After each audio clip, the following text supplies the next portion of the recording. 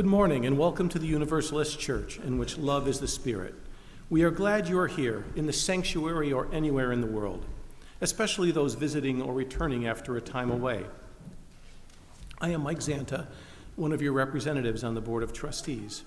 If you are a visitor, we hope you'll talk with our welcome team or visit our webpage at westhartforduu.org to learn more about us.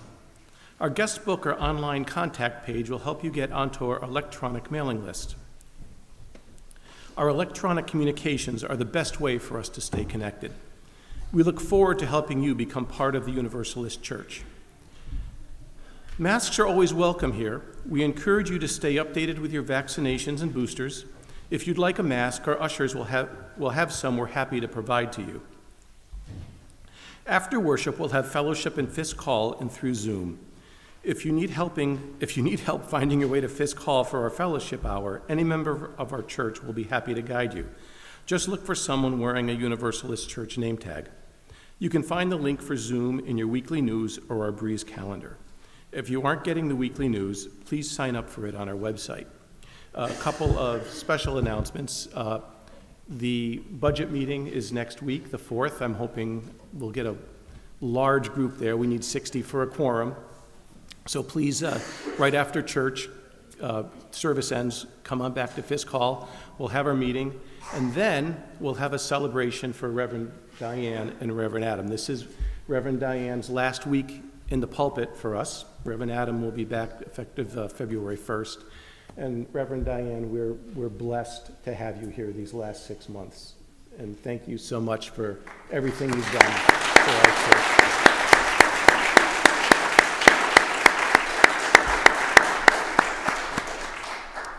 And now I invite those present here in the sanctuary or those watching online to take a moment to make your mobile phone silent, turn off your email, put away your keyboards, and listen to this timely announcement from Dave Lee regarding the next visioning workshop, and then we'll begin our worship service.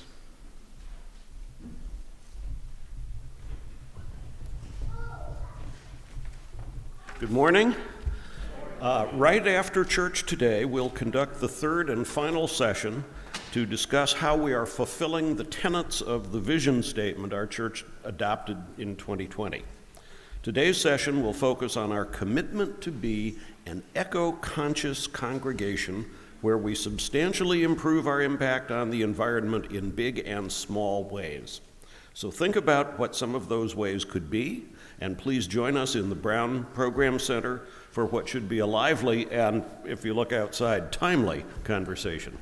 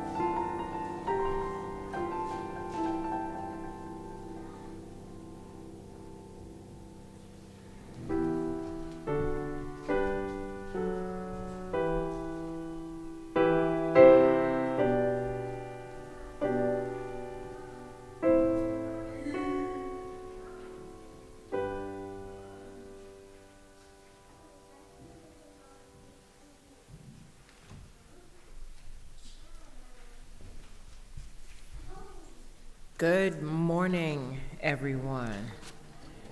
And yes, it is a good morning. Some might say despite the fact that winter decided to make a reappearance. Flexible, we must be. We have to be flexible. What doesn't bend breaks. That is not us. We are flexible, and we stretch, and we grow, and we bend, and we do what must be done. You have to be flexible when you live in New England. When I left my house in Norwich this morning, it was raining. Pretty good steady rain, too. I got good windshield wipers, no problems. And I crossed that invisible line on Route 2, and the snowflakes decided to make an appearance. The raindrops got fatter and bigger, and they started hanging around my windshield a little bit longer. I said, okay, time to slow down just a bit. There weren't a whole lot of people on the road, so I had a nice, easy ride. No speed demons chasing me down on Route 2, and I got here just fine. There was no way I wasn't showing up for this. Y'all have been so good to me the last 6 months. When I was offered this position, I was a little bit afraid and a whole lot excited, and I knew that I was going to grow from my association with you. And so a lot of what you'll hear from me today is about gratitude. I am so grateful to all of you. You welcomed me with open arms and open ears. And many of you came to me and said, Dianne, you got this. You've guest preached for us a few times. We like what you had to say. You got this. No worries. Does that mean the worries went away? Nope. Did not, because I certainly didn't want to prove false the belief so many of you had in me. And as Mike said this morning, we've had 6 months together. Gosh, that seems like it was just yesterday when I started. Where did the time go? Our call to worship this morning is entitled, Who You Are Enriches Us All, and it was written by Monica Jacobson Tennyson. Welcome. What you bring, who you are, enriches us all. We say welcome to your joy, your hope, your pride. We say welcome to your grief, your fear, your anger, and to the parts of you that are not yet ready to be seen and heard, welcome to them as well. For we are people of faith. Faith in our expansive welcome. Faith in our ability to grow. Faith in the precious gift of our truths. Faith in the promise of trying, learning, changing. Faith in our capacity to know ourselves and each other ever deeply. Welcome to you who are gay, straight, bi, pan, lesbian, queer, questioning, and those unable to be contained in any single word. Welcome to you who are trans, cis, genderqueer, non-binary, intersex, agender, and those special folks like me who are just beyond words. Welcome to you who are perfectly, imperfectly human. Welcome to you who love and are loved. Welcome to you who are blessed. And that's every one of you within the sound of my voice and those who are watching me online. May this time together be a blessing. Come, let us worship together. Today's theme is gratitude and growth.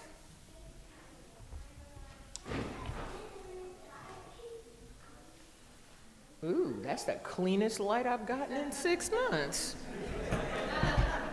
Of course, it had to be the last day that it went just like that. It's my last official Sunday service of my sabbatical ministry, And I want to express my boundless thanks and gratitude to this beloved congregation. You did not go out. Yes, you did. I bragged on you. That's why you did that to me, right? That's what happens when you brag. Come on. There's a little bit there. Come on.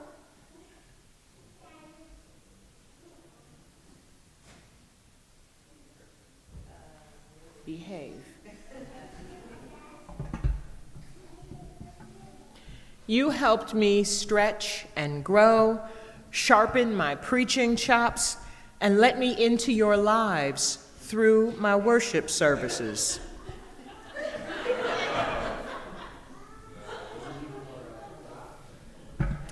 I'm not sure, but we're gonna do this again because we don't give up.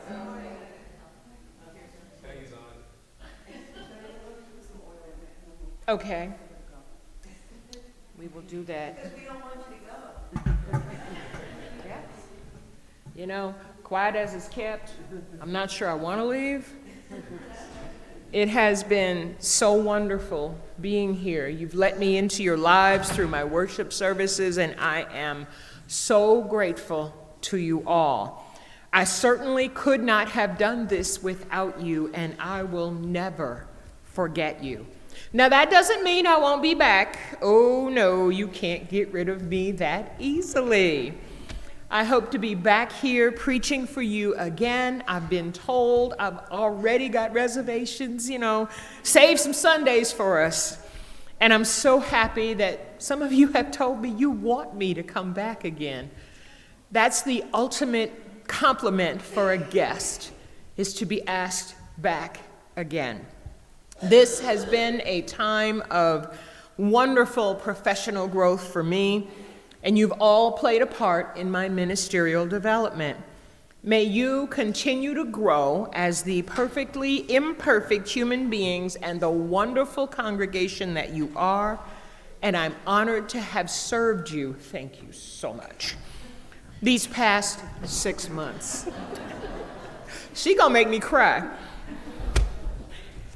This chalice is now lit here in the darkness of winter as we worship in this beloved space.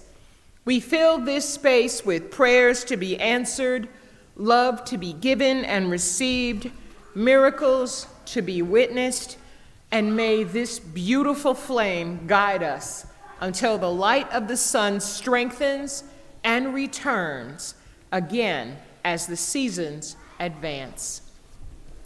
Our opening hymn this morning is number 323 in the gray hymnal. And they're ready. I heard them this morning before service started. And as always, the choir is so ready.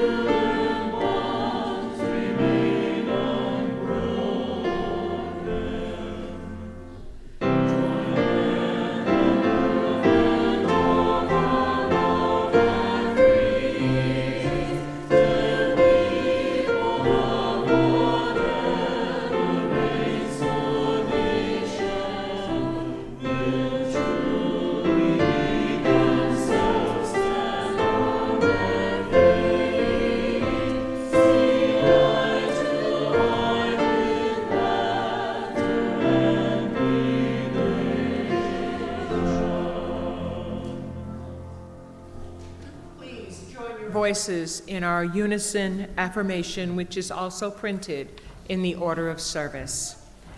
Love is the spirit of this church, and service is its law. This is our great covenant, to dwell together in peace, to seek the truth in love, and to help one another. Thank you, everyone. Please be seated, be comfortable in your seats as we bring to the pulpit Dr. Patricia McKee with our Time for All Ages. Hey, let's do this thing where we have you come up and sit with me again this morning. I thought that was fun a couple of weeks ago.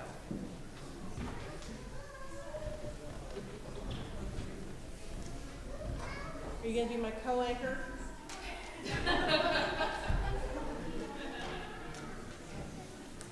You want to come up?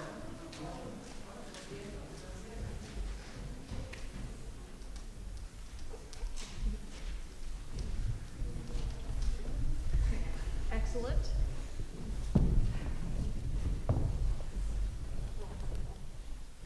Mom can stay too if she wants to. Okay. So I have a very simple, we talked about a word last time, and we just, discovered new meanings. I have a really, really simple word this morning, rest. It just means rest. Can you tell me some different ways that you can rest? I like to take naps.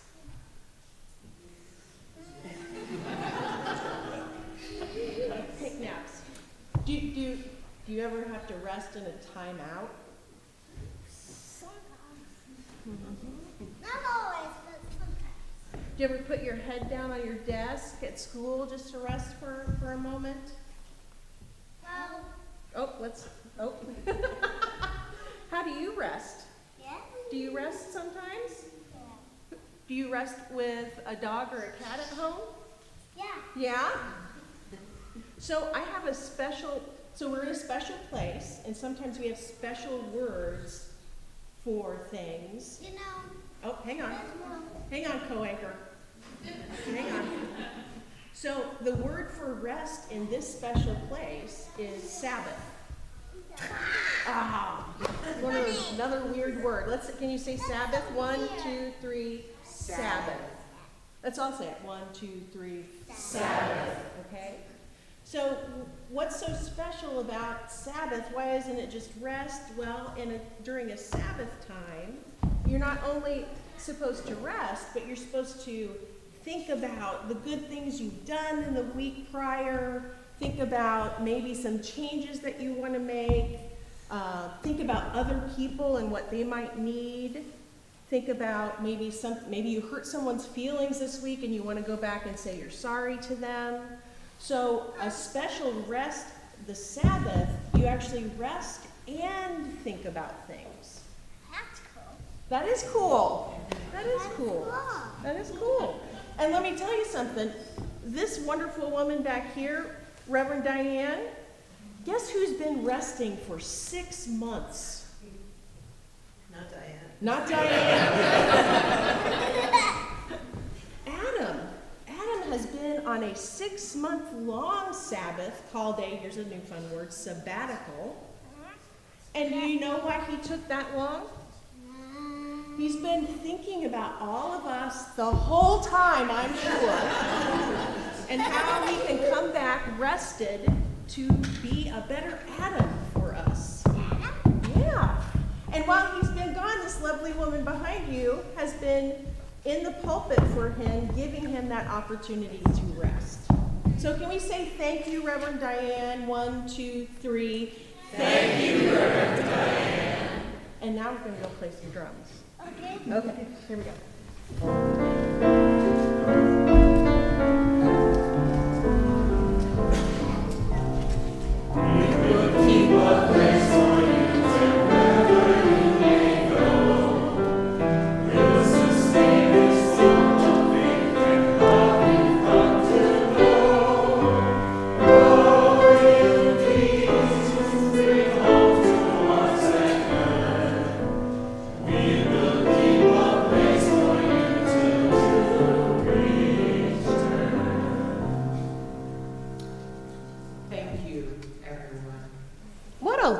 lovely thought that there's a place being kept for us when we're not present. Some might say, not in the body. It's a special thing that we do here in this church and in churches all across the world. One of those special things is our weekly offering. The voluntary offering, the sharing of our resources for our shared work as a religious community, is a spiritual practice for us. By offering your time, talent, and treasure to this community, you help us serve this congregation's members, friends, and wider community. As part of that service, we share our general offering each week with organizations that do work in the world that brings us ever closer to creating the beloved community. This month, we are sharing our offering with Real Artways.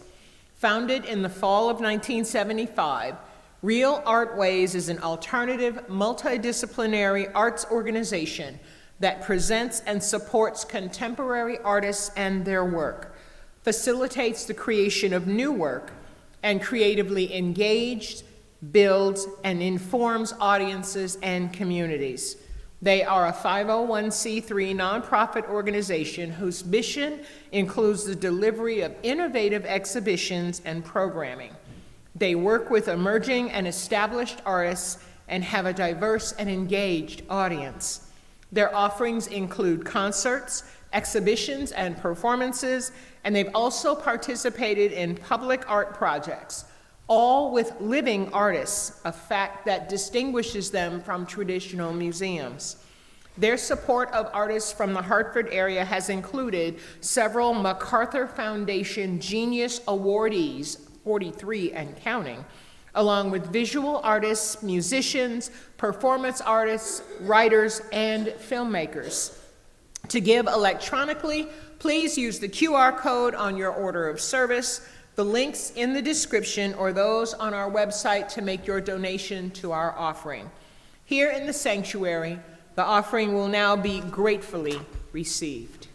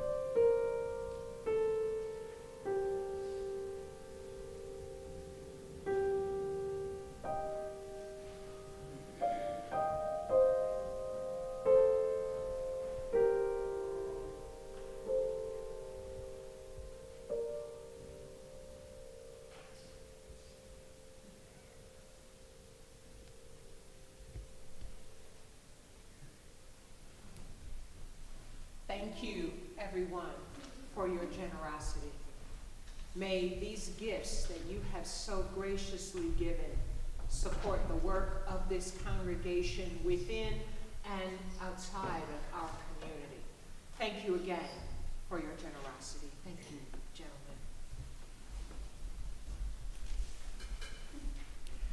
Our congregational reading this morning is found at number 519 in your gray hymnal entitled, "Let Me Not Pray to Be Sheltered."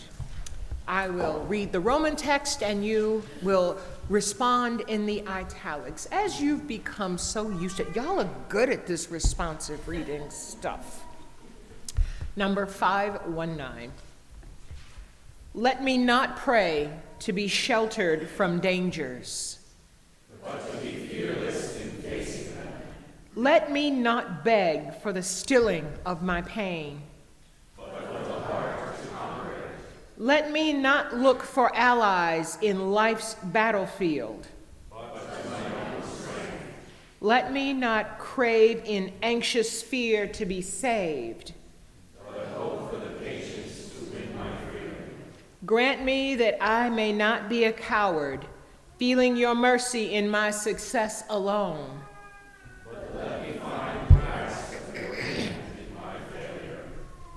Thank you, everyone. Please join me in the doxology, which is printed in your order of service. But let me not skip over what I had to say after the reading. This happens when you get too used to what you're doing and you skip ahead a little bit. But this is important, and I want to give this to you. As Unitarian Universalists, we can be fearless when facing the dangers of this world because we have our faith to sustain us. We find strength in the history and the longevity of our faith.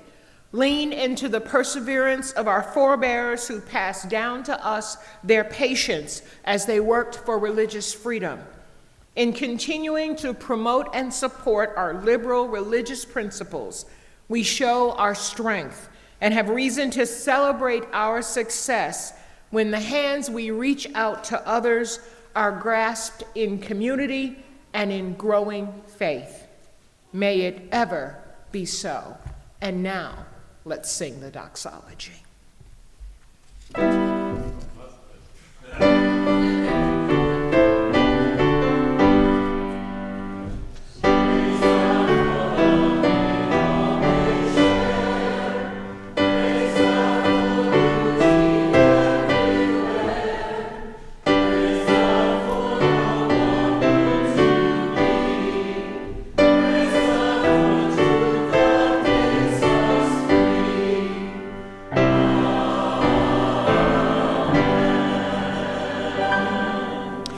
Thank you, everyone. Now you can be seated.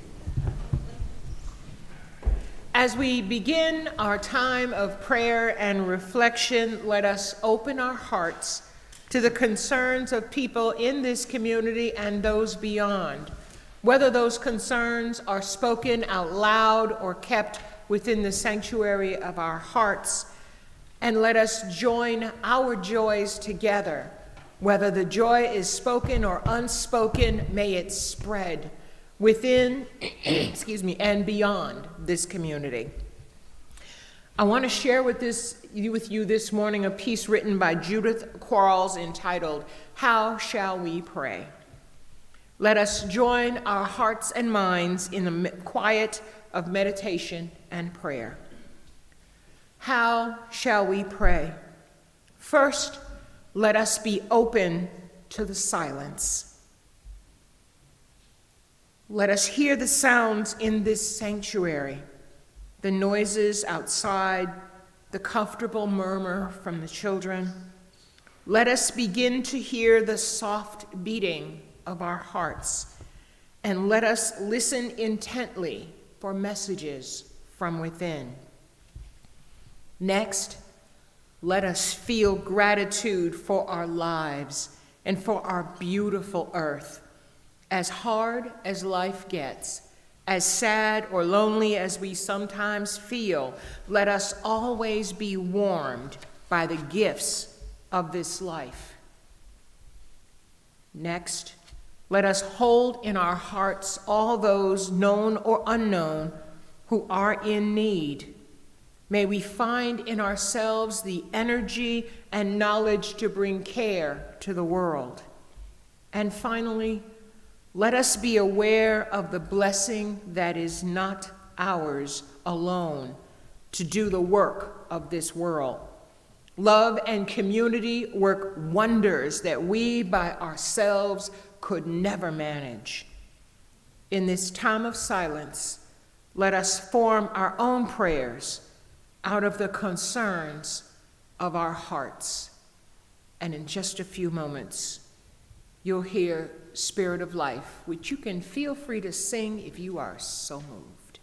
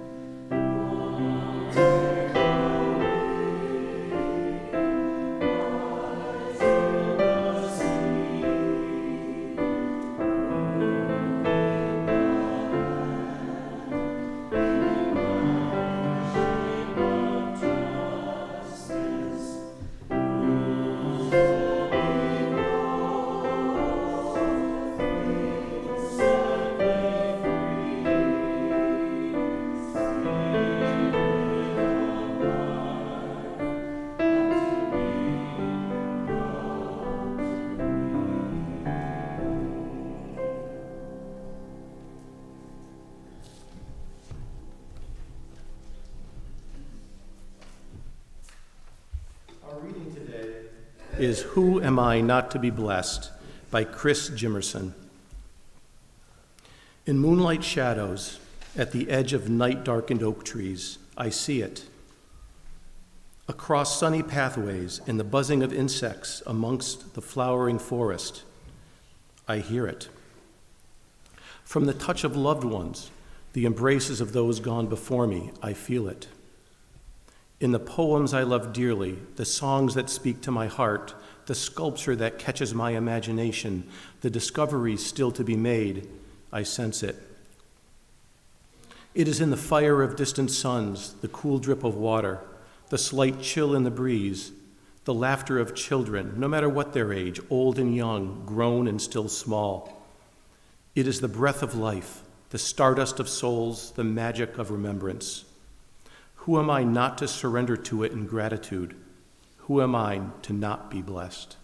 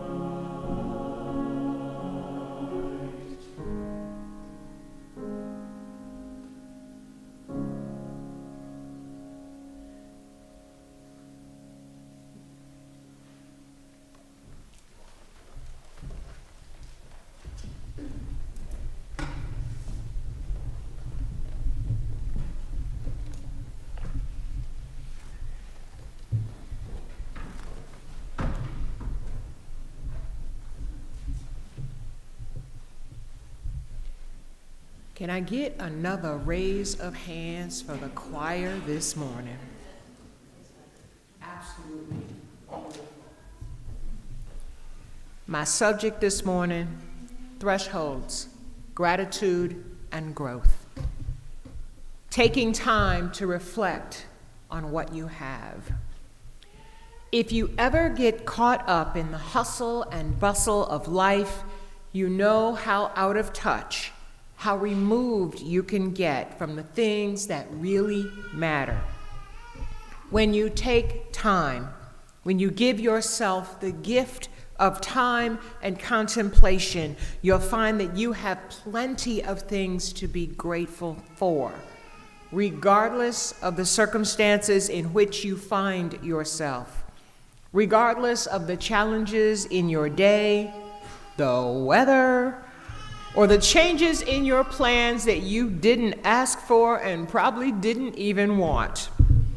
Each one of us, each perfectly imperfect person, has our own unique list of things that bring us simple and uncomplicated pleasure, feelings of pure joy, or just a sense of comfort each day.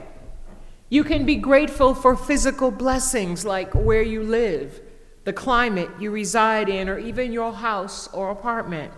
You might be thankful for certain people being in your life. This might include your kids, your grandma, your best friend, or a larger group of people.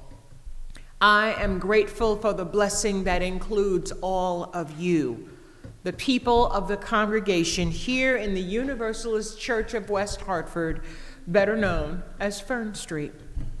The most important function of thankfulness is that it empowers and encourages you to open your heart, your mind, and your soul to goodness, gratitude, and light. To be thankful, by definition, is to express gratitude and relief. It means that you are conscious of positive benefits that you've received. You have an awareness of a beneficial gesture, and you respond accordingly. This response often comes in a verbal form. We say, "Thank you," when someone does something nice for us, shows courtesy, like holding open a door in a crowded store entry, or when we accept an offer of help from a fellow human being that sees us struggling with a bag of groceries and offers their strength to supplement our own. Being thankful is different than being grateful, however. Thankfulness is an emotion. You feel pleased and relieved and express that feeling. Gratitude involves being thankful, but it's more than that. Gratitude includes the quality of being thankful, but there's an additional action-oriented component to it. When you express gratitude, you're also ready to show appreciation for and to return a kindness that's been extended to you. According to Dr. Kathleen Colvin of Healthy Artists, there are 3 stages of gratitude. We can experience each stage and benefit from the rewards it contains. Stage 1, we feel great in our lives. There are people this morning who are feeling grateful for this snow. Those who make their living with snow, either in recreation or in work. I know some plow drivers that are lamenting the relative lack of snow we've had so far this winter. They're grateful when the snow comes. We feel the emotion of gratitude because something good has happened. We've escaped a challenging or a troublesome situation. Maybe we received a diagnosis of impending illness that turns out to be a mistake, and we're actually just fine physically. To make this feeling more than just a passing occurrence, you can encourage an attitude of gratitude to be more continuous in your life. Keeping a journal, one of my favorites, is one way to help you trigger the health benefits of gratitude. Just a few minutes each day to notice and write down what you're grateful for can help. Stage 2. This stage is a little more challenging. When expressing your gratitude to the people who make your life better, it requires you to be that V word, vulnerable. It's easier to stay safe inside your warm and comfy shell, to be sure. But when you express authentic gratitude to others, you form a positive emotional bond with them. Emotional bonding is one of the key traits of authentically happy people.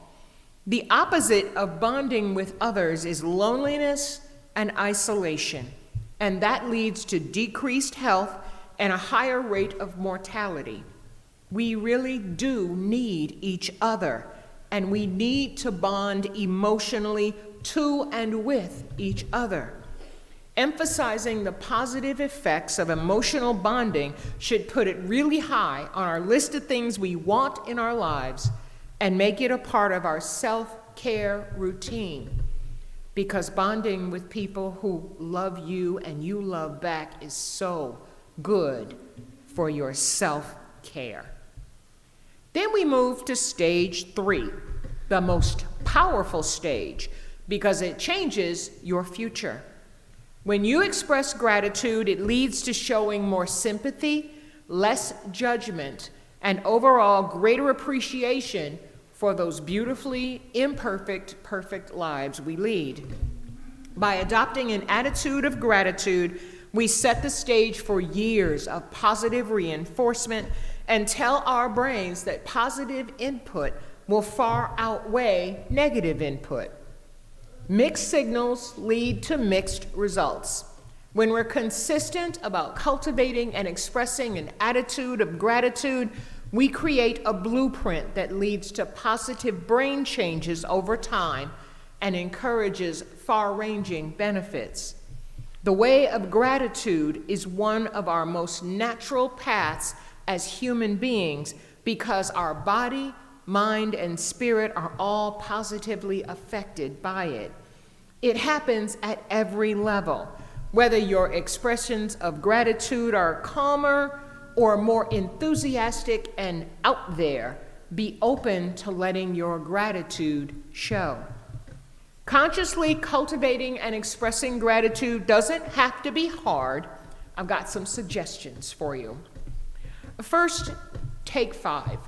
Take 5 minutes each morning to experience and express thankfulness and gratitude.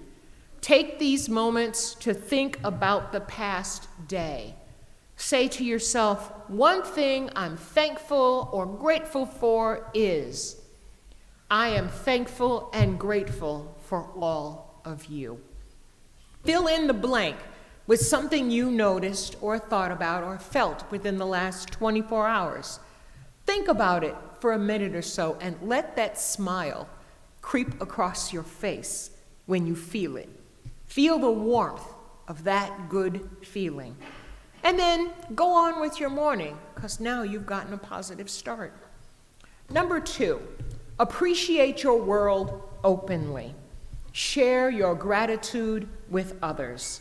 For example, if you're chatting on the phone with a friend, you could say something like, I am so glad that I painted the living room that beautiful light teal color. Insert whatever color you painted your living room or whatever makes you happy about the space that you're in. The sunlight reflects on it so nicely. I am so glad that I've spent the last 6 months here with you because I get to look at those beautiful windows and see the world going by and experience the warmth of this congregation. I am so thankful and so grateful for you. Another example, I went shopping with my sister yesterday and she was so helpful when I wanted to pick out a new dress. I wish I could go shopping with my sister. Unfortunately, her life ended some years ago. And I had so much fun with her because she was, you think I'm irreverent? She took it to a whole nother level. And she took the party with her everywhere she went. And I miss her a lot. When your verbal acknowledgments to others demonstrate the gratitude you feel, You'll develop a habit of recognizing what you're grateful and thankful for. That's a habit we could all use more of. Number 3, notice the small stuff. You see t-shirts and things that say, don't sweat the small stuff. I'm telling you to notice the small stuff. Promise yourself that you won't take the little things for granted, because our lives get crowded with people, tasks, and objects, and sometimes we can be challenged to notice the small bits of wonder that show up in our day. But if you put your mind to it, you'll be astounded at what you see that maybe used to just float across your nose unnoticed. Open your eyes to those wonders all around you, because really, quite often, they don't cost a dime. A sunset, a warm cup of tea, or an ice-cold glass of water when you get home from work can be great reasons to feel gratitude. The smell of honeysuckle as you walk by the vine. Ooh, yes, that's coming. Spring is coming. Or a child's impish smile is something that might just remind you of your blessings. Number 4, learn to turn your thoughts around. When you discover you're thinking negative thoughts, imagine a big red stop sign and say, stop, out loud. That's a pattern interrupt that will free your mind to move in a more positive direction. Replace the stop sign with an image of something that you're grateful for right at that moment. Say what it is you're grateful and thankful for out loud so that your mind hears your voice saying the words. Think about that object, that experience, that person or situation. Bask in your positive experience and feel the shift in your mindset as that negative drifts away. Just as I was pulling up to my minister parking space, I'm going to miss that parking space. My husband sent me a picture. He had made food for church today. He made a big, huge crock pot full of vegetable soup. Sweet potatoes, onions, garlic, celery. Started it last night, so the whole house smelled like soup when I got up this morning. And I cannot wait to get home and get myself a huge bowl of soup. And not only is it good for me, it's going to be warm, and it's going to sit there and warm the rest of me up. Oh, I just can't wait. I am grateful for my husband and his inclination to cook periodically. Finally, think about keeping a gratitude journal. If you're having difficulty remembering to notice things you can feel grateful or thankful for, perhaps starting a gratitude journal would help. A journal is a tangible visual aid that will trigger you to think about what you're grateful for. Try just putting the date on the page and then write down what you're grateful for in that moment. You can write as much or as little as you wish. Place your journal in a spot where you'll see it frequently, like maybe on the dining room table, the kitchen counter, or near your favorite chair. That way, you'll be prompted to experience gratitude more often. Being grateful is truly one of the things that makes life worth living. Each time you consciously decide to experience gratitude or thankfulness, you'll feel all warm and fuzzy inside. Open your eyes and your mind to the people, places, things, and experiences that you're grateful for.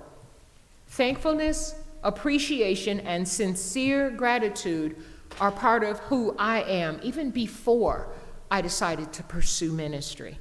I'm thankful for all that I have, all that I've experienced here at Fern Street over the past 6 months, and I feel very blessed and fortunate for the people in my life. I have wonderful relationships on every level, personal and professional. My friendships are strong and meaningful. My family is warm and supportive, and I know my coworkers have my best interests at heart. For all of you, the people of Fern Street, here presently in body, and those present online, you make my life more pleasing, and I offer you my gratitude and my appreciation. I feel sincere and authentic gratitude for every positive thing that has happened in my life these past 6 months. I feel gratitude for all the little things during my time here that have brought smiles to my face. I appreciate this opportunity to learn and grow in my professional and personal life. My life has been enriched and enhanced by my time here, and I enjoy my life more since I came to be with you. Today, I am thankful and grateful for all that I have. My days include feelings of immense gratitude and appreciation, and I'm so glad that I have the choice to live my life with these qualities. Amen. Ashe. Blessed be, and thank you. Please rise in body or in spirit as we sing hymn number 322, Thanks Be for These.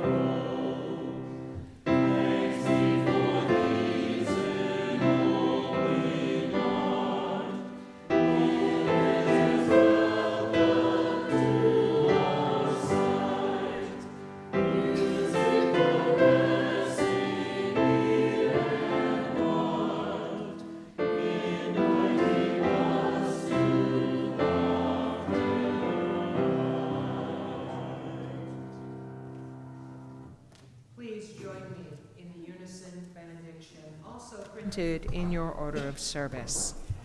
Engage with the world in peace, have courage, hold on to what is good, return to no person evil for evil, strengthen the faint-hearted, support the weak, help the suffering, honor all beings.